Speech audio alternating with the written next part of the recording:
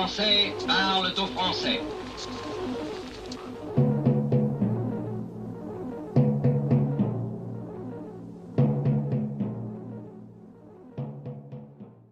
Bonjour à tous, je vais vous parler du débarquement du 6 juin 1944, mais d'une façon complètement différente de ce que vous avez pu entendre sur les ondes ces jours-ci. Il faut savoir déjà deux choses. Les Américains étaient ce qu'on appelle isolationnistes, c'est-à-dire qu'ils étaient repliés sur eux-mêmes et ce qui se passait en Europe les importait peu. Mais il y avait eu l'Union soviétique qui s'était créée, la révolution d'octobre, et donc les partis communistes à travers toute l'Europe. L'Allemagne était partagée. Après cette défaite en 1918, la capitulation, il y avait de graves problèmes économiques, des banqueroutes, etc. etc. Donc, dans les années, on va dire, 30, il y avait le national-socialisme et il y avait le Parti communiste. Et c'était la guerre entre eux, mais vraiment pratiquement une guerre civile. Donc, qu'ont pensé les Américains? Ils se sont dit, mais en fin de compte, les nazis, les national-socialistes sont un rempart contre les communistes.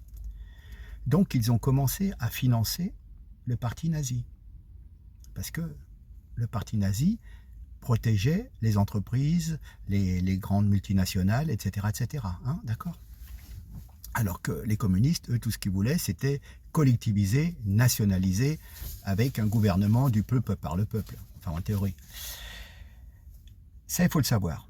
Donc, des gens comme Henry Ford étaient, on va dire, copains avec Hitler. Hein, Henry Ford a été décoré de l'ordre d'une médaille, voilà, d'une médaille nazie. Et puis, je crois que je me souviens que sur le bureau d'Hitler, il y avait une photo dédicacée de Henry Ford, quelque chose comme ça.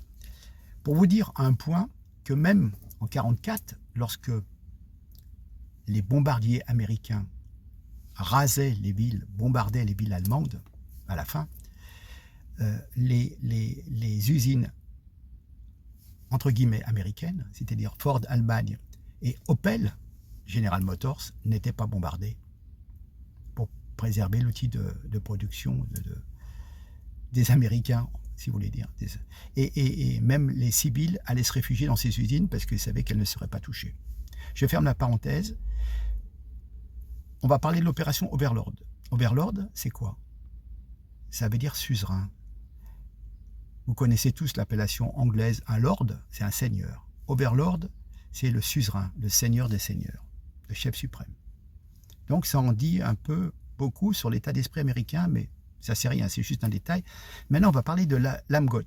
L'AMGOT, c'est un acronyme qui signifie Allied Military Government of Occupied Territories, c'est-à-dire gouvernement militaire allié pour les territoires occupés.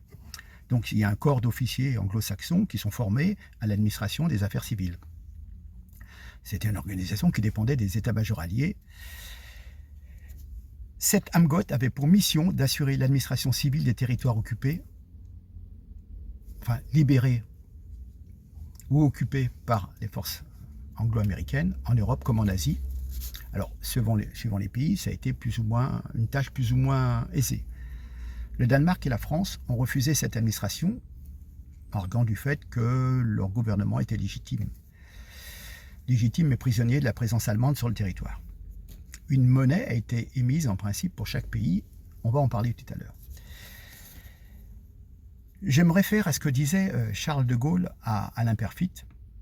Le débarquement du 6 juin, ça a été l'affaire des anglo-saxons, d'où la France a été exclue. Je rappelle que de Gaulle a dû être prévenu du débarquement peut-être 2 jours, 3 jours avant. Hein, c'était même pas prévu que des troupes françaises débarquent.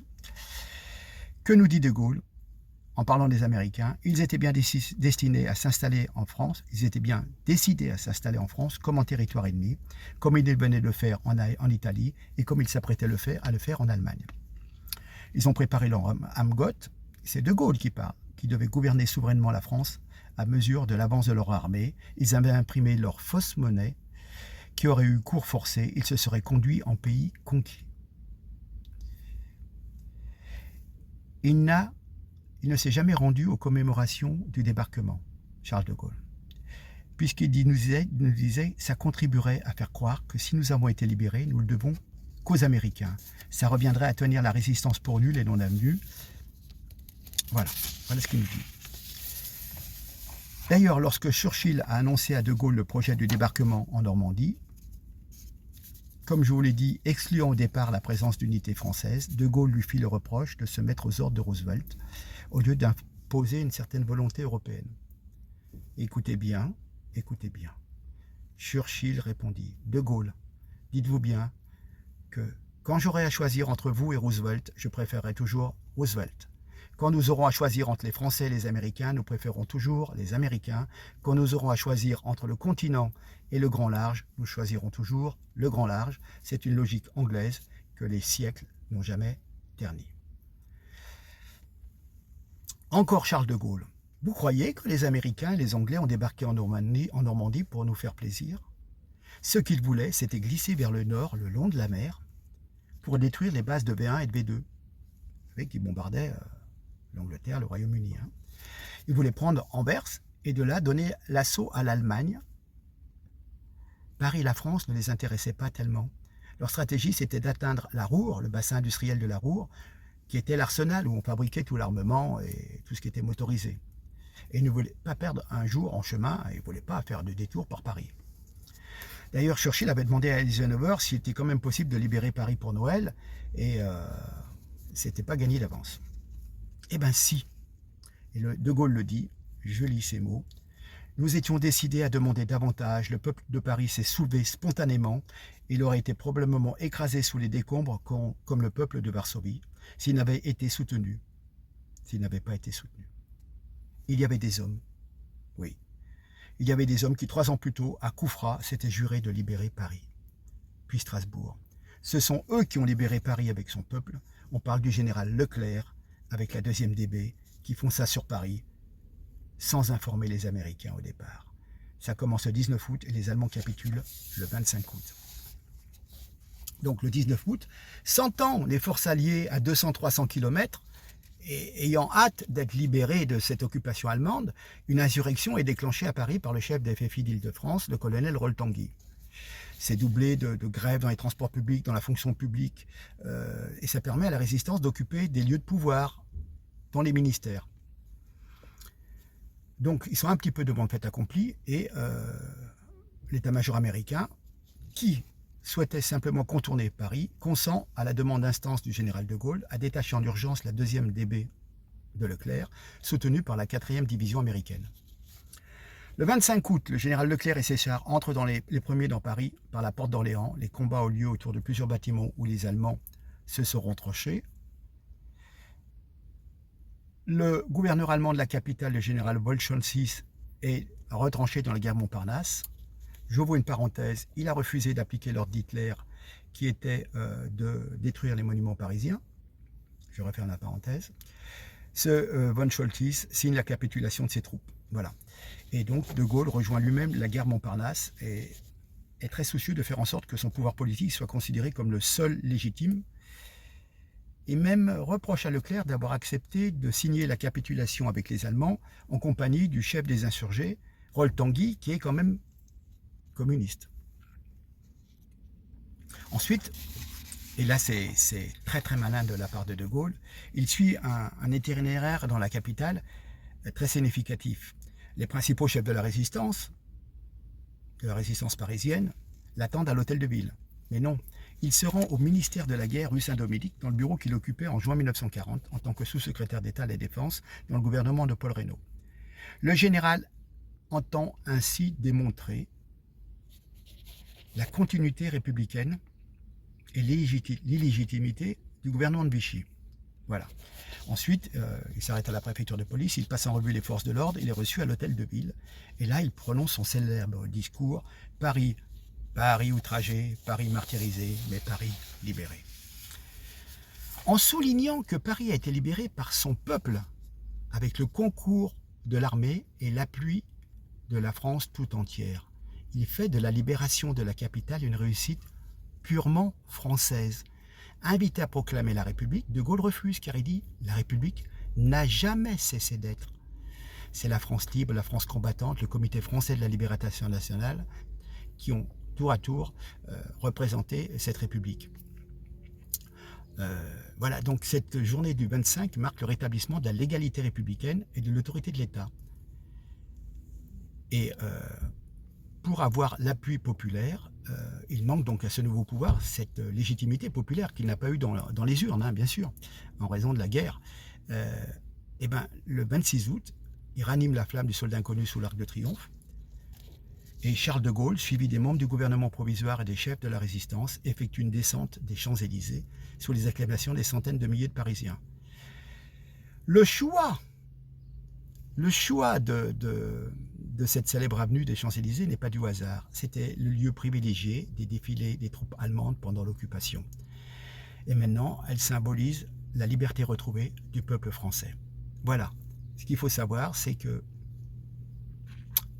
Charles de Gaulle a mis devant le fait accompli les Américains qui n'ont pas pu mettre en place leur administration comme ils l'ont fait en Italie, comme ils l'ont fait en Allemagne, comme ils l'ont fait récemment en Irak, en Afghanistan, où on occupe un pays, on met en place une administration militaire, après on fait faire des élections libres et démocratiques, où quand même c'est des gens qui sont relativement soumis aux thèses américaines qui gagnent et qui gouvernent en collaboration totale avec les Américains. Voilà. Donc il les a blousés, il a réussi à tout de suite envoyer des émissaires, occuper les préfectures et tout. Donc du coup, il a réussi à mettre en place cette administration parallèle et du coup, il était introduit et on ne pouvait plus le déloger. Et puis les Alliés avaient autre chose à faire, du coup, ils se sont fait berner, ils ont continué sur l'Allemagne. Il y avait la contre-offensive des Ardennes, etc. Donc il y avait du péril dans la demeure, et puis du coup, les histoires de bureaucratie sont passées à l'as. Mais si on veut bien revenir quand même, depuis la guerre, on a eu une invasion américaine. Invasion de l'état d'esprit américain, c'est-à-dire une omniprésence américaine dans notre vocabulaire, dans la musique, les chansons à la radio, les films hollywoodiens, l'implantation des McDo, notre habillement, les jeans, etc. etc. Voilà, hein. Donc, on nous a quand même, malgré tout, américanisés. Voilà, hein.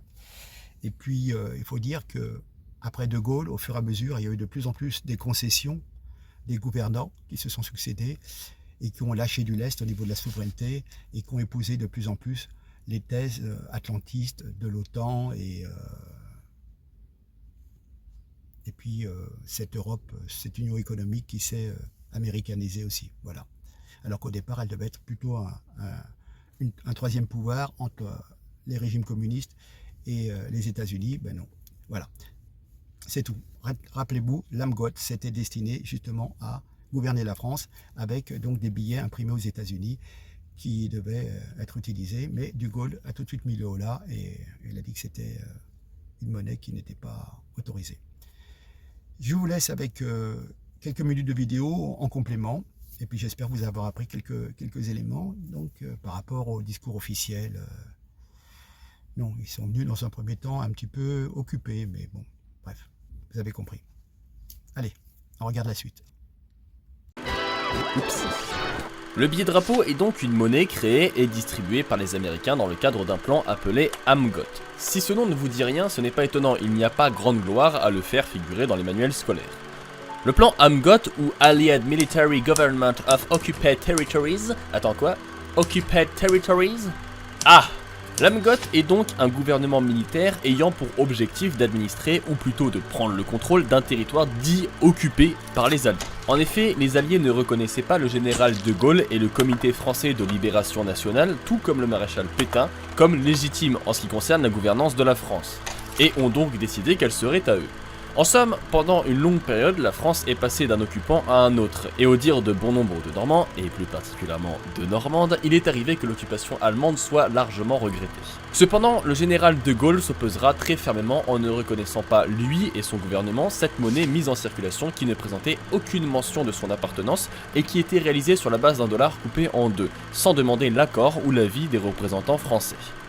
L'intention des Américains était d'administrer la France et de prendre le contrôle de ses infrastructures et de son territoire, notamment avec d'autres projets, comme l'accord Clark-Darlan mettant l'empire colonial français sous occupation américaine. En clair, les États-Unis prévoyaient de prendre le contrôle de la France, estimant qu'elle n'était pas capable de se défendre ou bien de s'administrer par elle-même. Et c'est ce qui est important à comprendre, parce qu'en réalité, c'est ce qui a autant motivé la résistance française à combattre. De Gaulle a également encouragé plus encore résistants, partisans et forces françaises de l'intérieur à reprendre un maximum de terrain pour qu'ils soient sous occupation française et non américaine.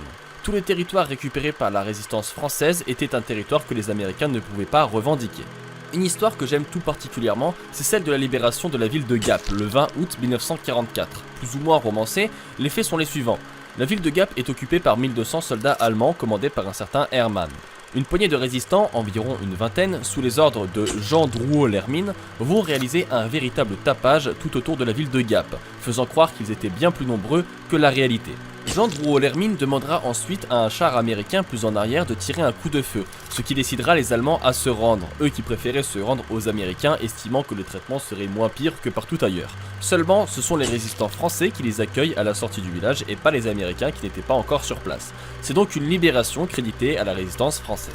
Ce sera tout pour cette histoire relatant les faits qui auraient pu faire vivre à la France le même sort que les pays africains ou ceux du Moyen-Orient, qui eux ont vécu le même processus, à savoir une occupation alliée jusqu'à ce que des élections libres soient organisées par ces derniers pour changer le pouvoir en place, bien souvent un peu plus avantageux et souple quant à la coopération avec ces derniers. Voilà tout pour cet épisode de Dans les grandes lignes, j'espère qu'il vous aura plu et que vous y aurez appris des choses. N'oubliez pas